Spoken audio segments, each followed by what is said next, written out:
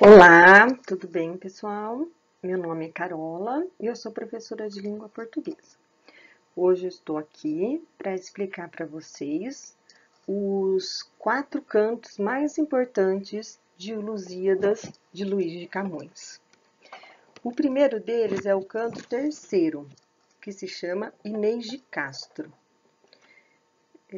Essa história de Inês de Castro, ela aconteceu de verdade. É uma história real e ela se encaixa muito bem na epopeia, que é a epopeia que tem um final trágico.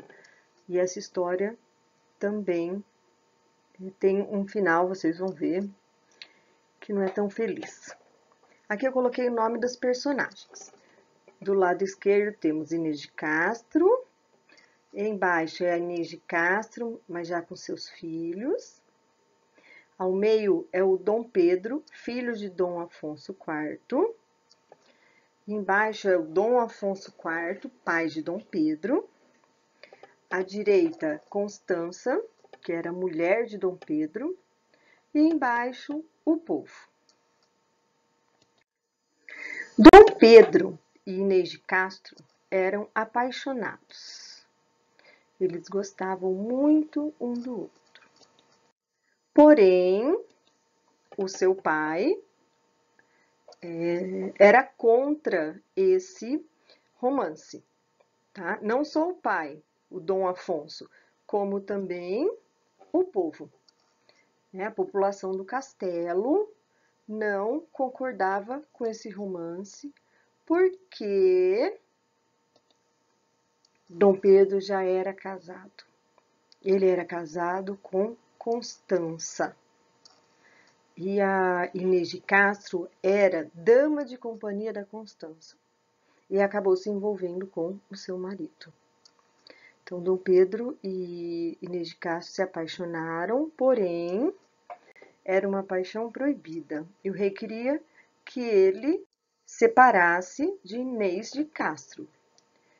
E para isso, o rei exilou a Inês de Castro do castelo, tá? Mandou ela para fora. E assim a Inês ficou muito triste, muito chorosa. Porém, isso não foi motivo para distanciar os dois amantes. Eles não podiam se ver, mas eles se correspondiam e escreviam muitas cartas de amor. Um belo dia, Constança vai dar luz ao seu filho com Dom Pedro, mas ela acaba tendo algumas complicações e morre. Dom Pedro torna-se viúvo. E antes que ele pense em qualquer coisa, o seu pai, Dom Afonso, já diz: você se casará novamente com uma dama da sociedade. Mas Dom Pedro não fica calado. Só me caso com Inês de Castro. E ele foi, buscou Inês de Castro, trouxe ela para dentro do castelo novamente e foi morar com ela. Isso deixou o povo do castelo muito bravo. Muito. Era uma vergonha para eles o Dom Pedro ir morar com a sua amante, que era uma mulher da classe baixa. A alta sociedade não admitia isso. E eles queriam que ela pagasse. Naquela época, a traição era paga por meio da morte. Então, eles exigiam a morte de Inês de Castro. Quando ela vai ser julgada, ela faz um pedido de clemência. Ela pede, primeiro, para que tenham piedade dos seus filhos, que o Dom Afonso tenha piedade de seus próprios netos, e se eles não querem deixá-la viva, pelo menos podem castigá-la. Ela pede para deixar num lugar muito quente, tórrido, ou num lugar muito gelado, onde tivessem feras tentando atacá-la, mas que ela pudesse cuidar dos seus filhos. O Dom Afonso ele fica, né, meio piedoso, ele fica com dó, fala, ai, como que eu vou matar essa mulher, né? Mãe dos meus netos. Porém, o povo não tem piedade nenhuma. Eles querem que ela pague. E o rei ficou naquela indecisão. Porém, o povo, a população, a sociedade, principalmente a sociedade alta, era quem ajudava ele a ter o poder, não é? Então ele não podia ir contra. Ele acabou condenando Inês de Castro à forca, à morte. Inês de Castro acaba morta. Triste, né? Outro canto. Canto quarto.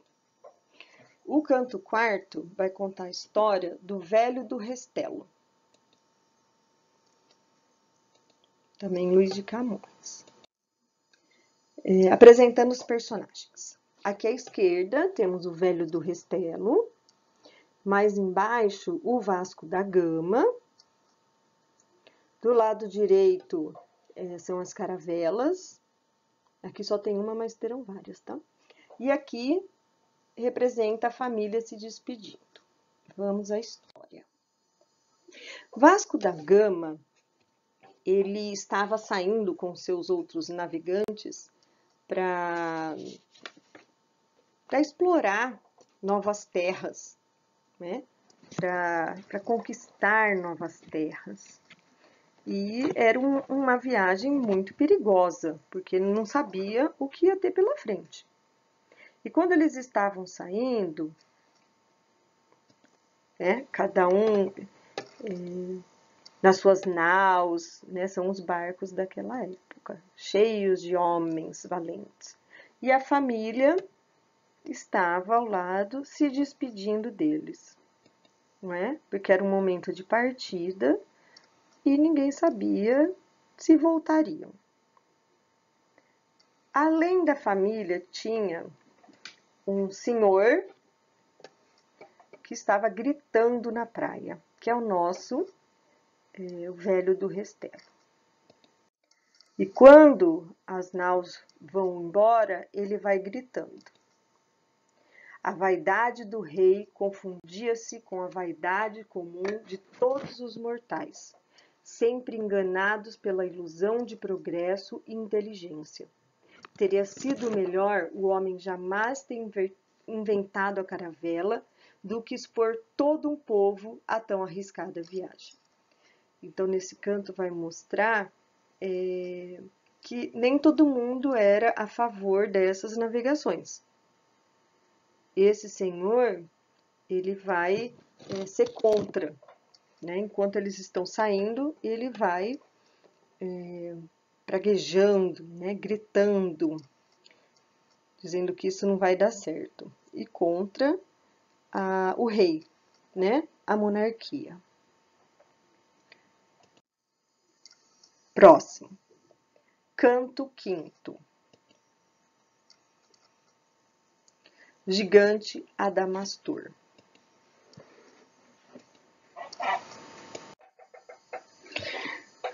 Esse canto vai contar a história do gigante Adamastor. O Vasco da Gama e os seus navegantes estavam no mar uma noite e o mar ficou muito agitado, muito. Aparece uma nuvem escura, bem carregada, e esse tempo causa medo neles, tá? Tanto no Vasco da Gama como em todos os outros navegantes. E aí o Vasco da Gama pergunta à tempestade o que era ela. Vocês sabem que eles acreditavam nos deuses, não é? Então eles sabiam que era um deus que estava causando toda aquela tempestade. E quando ele mal acabou de falar, surgiu uma figura enorme, de rosto fechado, de olhos encovados, de postura má, de cabelos crespos e cheios de terra, de boca negra e de dentes amarelados. E a figura diz: vocês, portugueses, descobriram os segredos do mar. Ouçam os sofrimentos futuros, as consequências do atrevimento de cruzar os mares. Os navios que fizerem a viagem que você está fazendo terão este cabo como inimigo. O menor mal será a morte. Depois de um naufrágio, sofrerão muito. E, com isso, o Vasco da Gama interrompe, enquanto o monstro lá estava falando, e pergunta para ele quem que ele era, né? Quem que é essa figura que está aqui tentando aterrorizar. E o monstro, ele vai explicar para o Vasco da Gama e para todos os navegantes o que aconteceu no seu passado, que foi uma vida muito triste. E ele vai relatar. E ele começa assim: sou o cabo tormentoso, nunca conhecido pelos geógrafos da antiguidade, última porção da terra do continente africano, que se alonga para o Polo Sul, extremamente ofendido com a ousadia dos portugueses. Era um dos titãs gigantes que lutava contra Júpiter para alcançar o Olimpo. Porém, eu buscava a armada de Netuno nos mares. Cometi a loucura de lutar contra Netuno por amor a Tétis, por quem desprezei todas as deusas. Um dia a vi nua na praia e apaixonei-me por ela. E não há algo que deseje mais do que ela. Então o monstro diz que ele era apaixonado por Tétis. Só que ele não tinha a menor chance, porque ele era muito feio. Mas ele estava cego de amor por Tétis. E com isso, ela e a sua mãe, a Doris, acabam se aproveitando desse monstro. Um dia, ele estava no mar e enxerga a Tétis. Vê ela toda bela, né? Toda arrumada. E ele não aguenta, vai lá e abraça e começa a beijar a Tétis. De repente, não era Tétis. Era um monte duro como pedra que ela havia enfeitiçado para enganá-lo. Esse monstro se sentiu extremamente envergonhado. Muito, muito. Tanta vergonha que ele acabou se sentindo como se fosse um monte de pedra também. Com isso, o monstro ficou muito triste, porque as pessoas começaram a rir da cara dele. As pessoas riam por ele ter caído naquilo que a Tétis e a Doris haviam inventado para ele, né? E ele tão envergonhado que ele acabou indo embora. E com isso, o Vasco da Gama ergue as mãos para os céus e pede aos anjos que os casos futuros contados por Adamastor não se realizem. Então ele jogou muita praga, dizendo que ia acontecer muita coisa ruim com os navegantes. E o Vasco da Gama pede para que isso não se realize. Agora o cantos 9º e 10º. A Ilha dos Amores. Vamos lá. Então, os navegantes já tinham conquistado tudo o que eles teriam para conquistar e estavam voltando para casa. Estavam muito cansados, muito saudosos. Imagina, eram meses viajando, lutando, batalhando. E aí a Vênus, ela pensou em fazer uma recepção para eles, né? Como se fosse um prêmio por eles terem conseguido tudo o que eles conseguiram. E ela chama o seu filho, o Cupido, e pede para ele, Cupido, traz umas ninfas aqui para a ilha, né?